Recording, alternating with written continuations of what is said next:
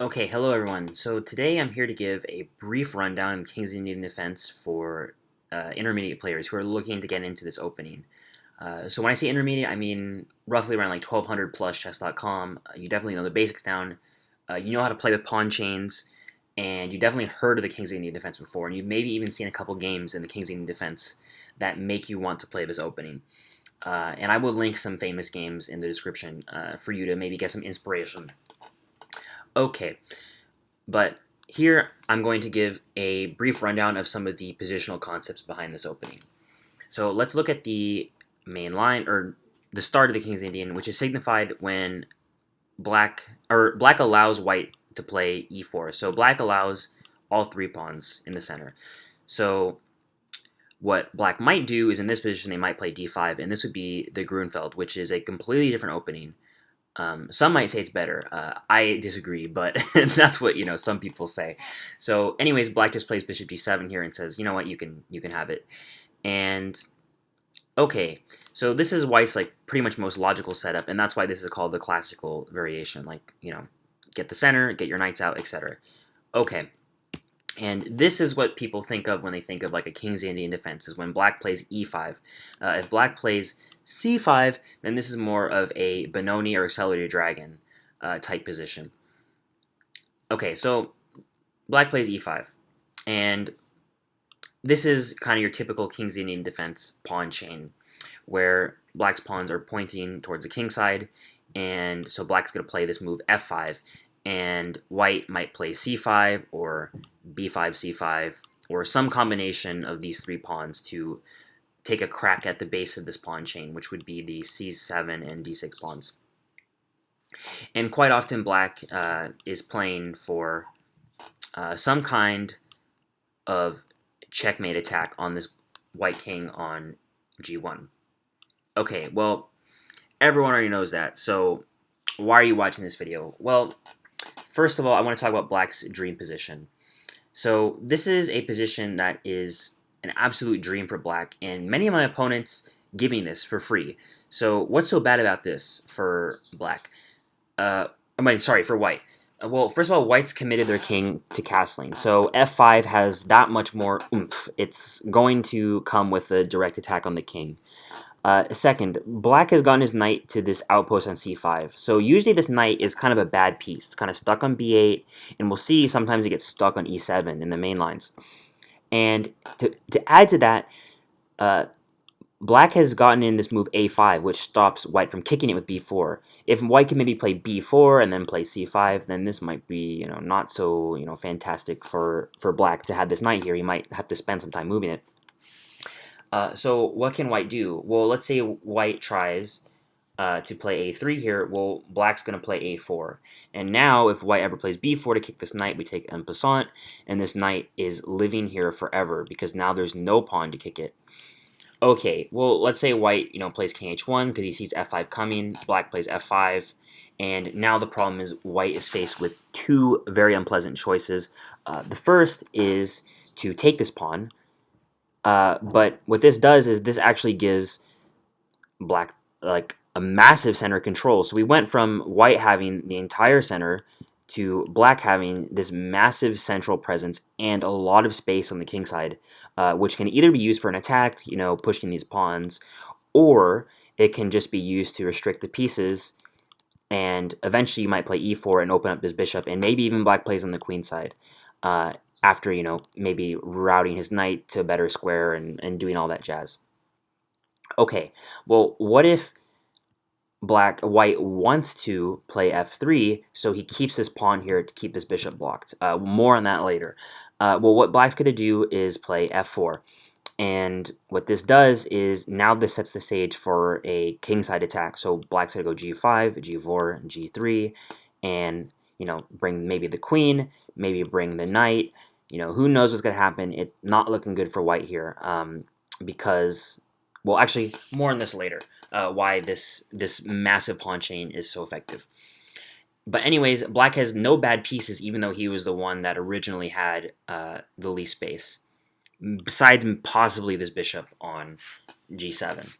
Okay, now to be more clear about why this position is such a dream for black, I'm going to change it over to the French defense.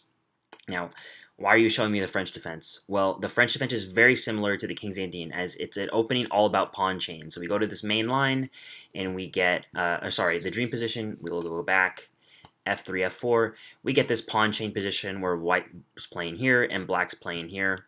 Well, the French is like that, but kind of reverse, where black is playing on the queen side and white is the one playing on the king side with f4, f5. Okay, well, why is this position so good for black? For starters, this knight that was on g8 has made it to an outpost square, where it's really hard to get rid of. White may not want to play g4, but if he does, maybe black takes this bishop, or black can even consider in some positions, not in this one, to play h4, similar to what we saw before, stopping g4. Okay, probably when black's not castled. Okay, what else can we say? There's so much pressure on the white center. In this position, this knight on c5 puts a ton of pressure on the white center. If we go here, white was forced to move this knight back to d2, blocking his bishop, just to be able to save this e4 pawn. Okay. So yeah, lots of pressure. This knight is going to serve a purely defensive purpose on c2.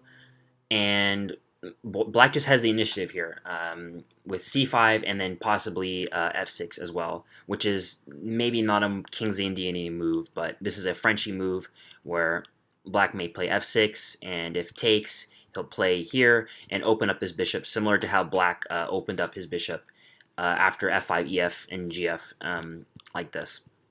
Okay, so this is basically a dream French for black, and if we turn on the engine, it confirms it's around +1. This is not a real position, and neither is chapter 2, but just to highlight how bad it is for white in those positions. Okay, so now we go to the main line. So this is the main line, the classical variation, and white's setup is very logical. I could not really think of anything more logical to play. And okay, black plays e5 here. So I didn't cover it, but I will now. If takes, probably if you're on the target audience, you know this trick. But black's gonna get his pawn back, because even though this knight's hanging, this knight is hanging. I won't cover more, but believe me, black will get his pawn back with a perfectly fine position. Or rather, sorry, white will insert this first, and then after take, we take. Okay. So now that that's out of the way, white castles, and notice that they're castling because they don't want to close it right away and then castle, because black's going to come in here, we're going to get some pressure on the e4 pawn, and a concession will be forced, aka knight d2, or some kind of queen c2. This is definitely a concession, and let's say black plays a5 and white plays rook b1 to try to push forward. Well, actually, there's a very common tactic here that involves like taking and taking and taking and taking, and then going bishop f5. So we can see this g6 move is actually quite useful in some cases. It supports this bishop in completely random instances, and if we go back to the dream position, this g-pawn gives this f5 break a little bit of extra oomph, because we can always recapture the pawn and maintain this massive pawn mass. Massive pawn mass. All right, well, back to the main line. So white is more flexible, they castle. If black ends up taking like this is more of a kind of accelerated dragon type position where the e-pawn is gone instead of a c-pawn, which is fine for both sides, but normally what black wants to do is they want to play knight c6, and this forces the position shut with d5. We're saying, all right, you're going to play d5, and white's like, sure, I'll take the free tempo. And then we're going to play for f5 and the attack that I showed earlier, and we'll cover a little bit more later. Okay, so now we go to the, okay, why would black waste this time with his knight? Well, let's look at the French again. Okay, so this is like the queenside King's Indian, right? The French defense. Okay, black plays knight f6 here. Well, why is black playing knight f6? This doesn't make any sense. This is just a free tempo for white. White's like, what are you doing, man? I'm just kicking your knight. Well, black says, okay, now the position is closed, and now that the position is closed, I have more freedom to operate on the wing. For example, if we had gone c5 here, I'm pretty sure black is losing a pawn by force almost. And even if they weren't, something like this is a pretty good isolated pawn position for white. I think probably take, and there's some sort of problems. Let me double check. Or even inserting this check is even better. Yeah, not ideal. Okay, so black forces it shut, and he's ready to play on the wings with c5. So that's what black's trying to do with this move. So this knight does suck, and also, if we go to the French, this knight does kind of suck because it really wanted to go here. But, that's the thing about, playing with the white pieces is you try to extract some kinds of concession from black, like putting this knight on this awkward square, or like here, putting this knight on this awkward square. But black has moved a piece towards the king side where he will get ready to attack. So before I talk a little bit more about the bishops, I would like to talk about the sidelines. So a lot of people, when they play the king as Indian, they go for this, and they're like, boom, I got the dream position. They're completely ignoring this half of the board, and they play it like a London system where you just ignore your opponent's side of the board, and you just do whatever you want. And oh wow, look at me, I got my knight here, I got my knight here. But the reality is you're getting checkmated, and you're not going to play f5 because white has castled long, and they're going to go h4, h5, and you're getting checkmated. And this position is actually almost -2 if you don't believe it, because black just doesn't have any plans. There's no space. He has no space and no plans. It's actually quite important to have a plan in a position where you're lacking space, because quite often, if you have space, your plan is just to kind of like maintain that space. But that's a side note. If black ever plays a4 and here and here, white can just close it up, and now there's no files ever being opened. And white is most certainly going to open a file. Most certainly going to open a file towards our king, and at the right moment trade off our bishop. Not immediately, because this is our bad bishop currently, and I'll talk about that in a second. So when you do your research on this opening, you have to make sure you're not playing like it's a dream position or a main line, because some of these sidelines are different. This is the same setup from white, and white often intends to close the position and castle long and just checkmate you. So what should you do? Well, for starters, if you're going to play this e5 move, I'm not an expert here, but what I do know is black should play c6, and basically the idea is you get some files open for your rooks, or you're going to start to get some play on the queen side before white checkmates you. Okay, what else can you do? Well, you can also play differently, c5.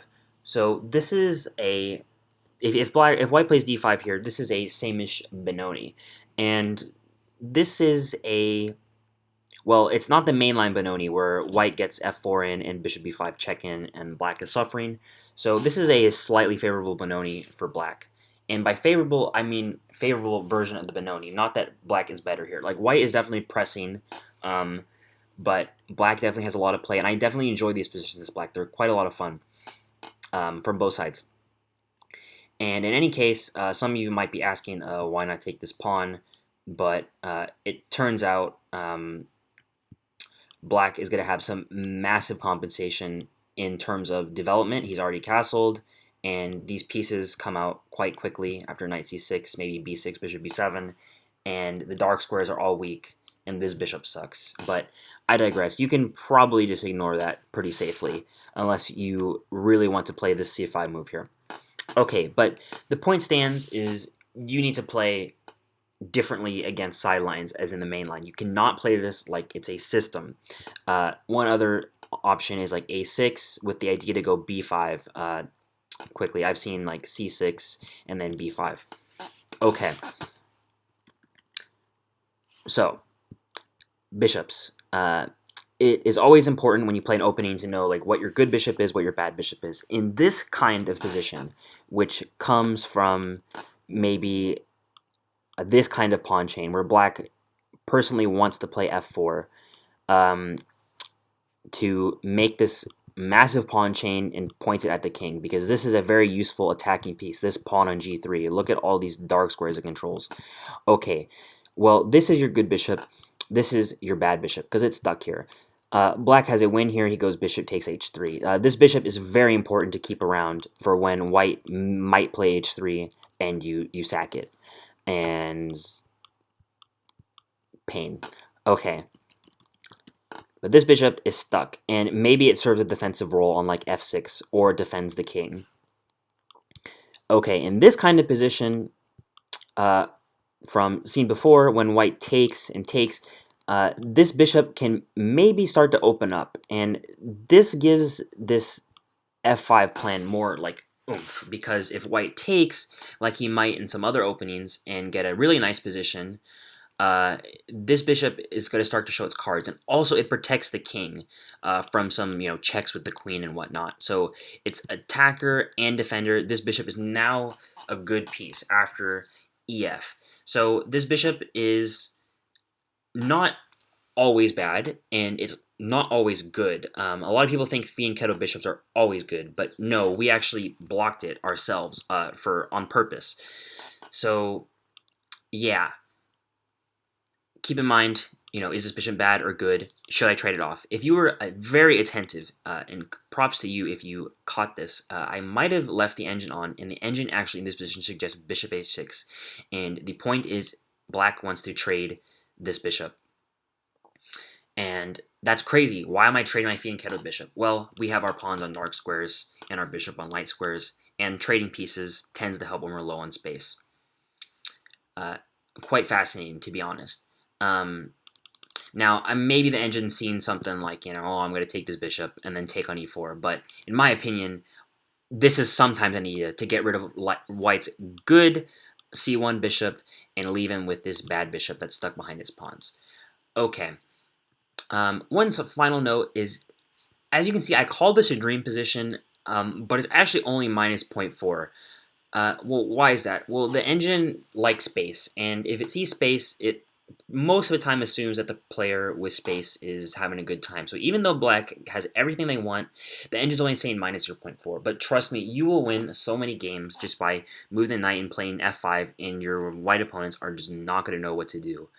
And I would imagine the actual evaluation of this position would be, probably like close to like minus 0.9 or 0.7. If you showed this to Leela or something, but I don't have access to that right now with my computer. So yeah, that is all I will cover today. If people are interested in sort of this presentation style, I will continue with part 2, maybe go into more details. But yeah, this concludes some basic rundown of the King's Indian with some of the knowledge and experience I've gained for playing it for the past year online.